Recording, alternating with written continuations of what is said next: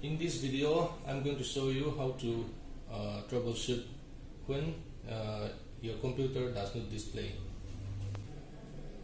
When you turn on your computer and in the monitor it says no signal detected. Open your computer, and inside the computer you will see different parts of the computer. For that problem, you will have to take out the RAM. This is the RAM, and you have to unlock this RAM from both sides. You have to slide this side and this side and pull out the RAM. After that, clean this part of the RAM with dry cloth.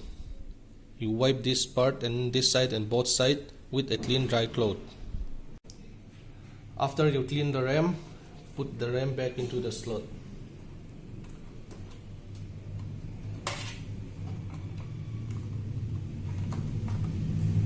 Press both sides and it will automatically lock by itself.